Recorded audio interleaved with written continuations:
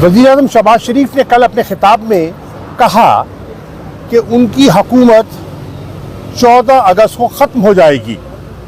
अगर उनका नुक्ता नज़र देखें तो लगता है कि वो टर्म मुकम्मल यानी कि 12 अगस्त को हो जाएगी, तो 14 को वो समझते हैं कि हुकूमत जाएगी। यानी कि उनकी कोशिश है कि इंतखाबात 60 दिनों में हों। अब हुकूमत के दो अहम सतून जो हैं, यहाँ मुझे उनकी सोच में एक तफरीक दिखाई दे रही है। पीपल्स पार्टी 90 दिन के इंतखाब की ख्वाहिश रखती है और मुस्लिम लीग नून 60 दिन के इंतखाब की ख्वाहिश रखती है।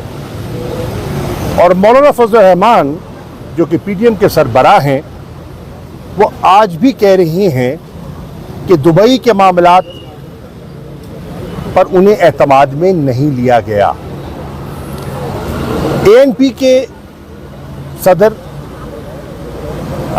एमएल वली साहब ने एक्यूज़ किया है जेयूआई के गवर्नर को कि वो खैबर पख्तूनख्वा में अपनी जमात के लिए माहौल साजगार बनाने की कोशिश कर रहे हैं, यानी कि एएनपी के मफादात के बरक्स वो काम कर रहे हैं।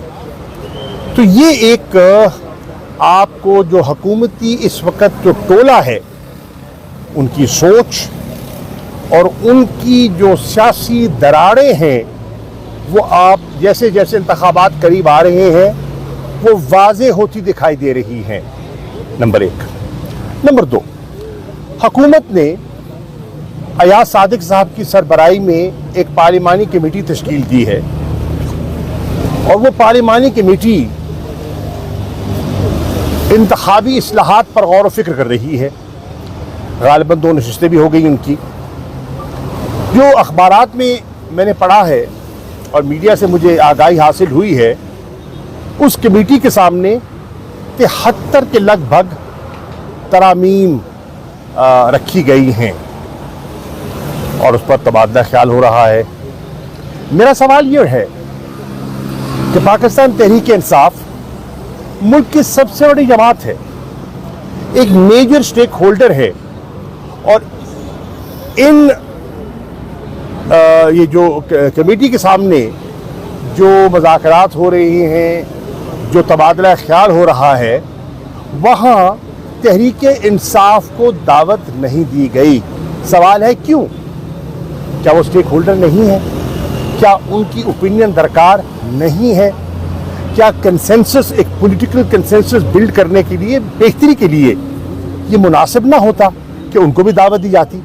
चुनाचे मैं अयाज सादिक साहब को, जो कमेटी के सरबराह हैं, हमारे स्पीकर रहे हैं, उनसे दरख्वास्त करूँगा, एंड बज़ाहिर एक फेयर इंसान दिखाई देते हैं, मैं उनसे गुजारिश करूँगा कि अगली नशिस्त में आप तहरीक इंसाफ को नुमाइंदगी दीजिए।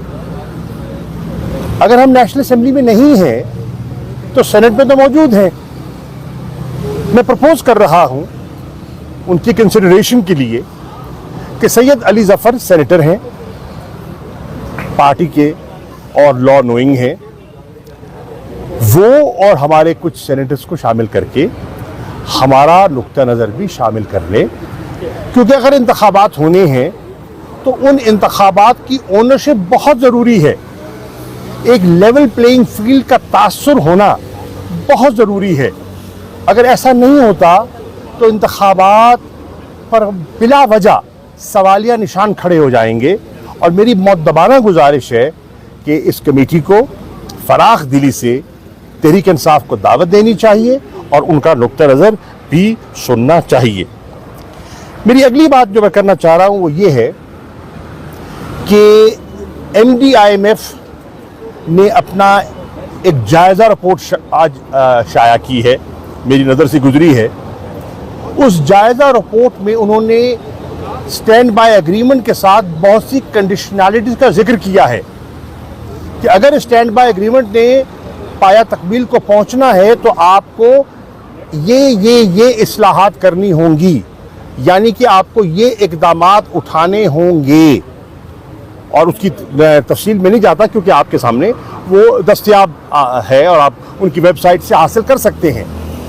لیکن میں کہنے کی جو کوشش کر رہا ہوں وہ یہ ہے کہ اس میں انرجی ریفارمز کا خاص طور پر ذکر کیا گیا ہے کیونکہ سرکولر ڈیٹ جو ہے ہمارا وہ بڑھتا چلا جا رہا ہے, تشویشناک حد تک بڑھ چکا ہے اور لمحہ فکریہ ہے.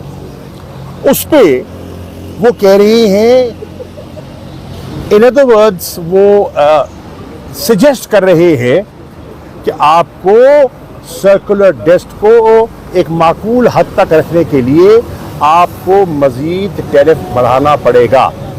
1 روپیہ 24 پیسے پہلے بڑھ چکا اور لگتا ہے کہ آج کے اشارے سے یہ دکھائی دے رہا ہے کہ حکومت کو بجلی کے نرخ مزید بڑھانے پڑیں گے. اس وقت کیفیت یہ ہے کہ پورے ملک میں لوڈ شیڈنگ, طویل لوڈ شیڈنگ جاری ہے.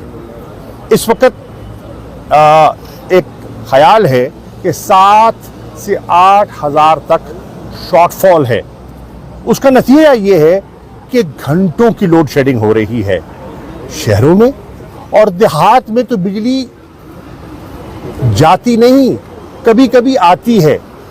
12 14 گھنٹوں کی اس گرمی کے عالم میں, اس حبس کے عالم میں لوگ جو ہے وہ لوڈ شیڈنگ برداشت کر رہے ہیں اور اس کے اوپر مزید جو ہے ٹیرف بڑھانے کی انہیں نوید سنا دی گئی ہے.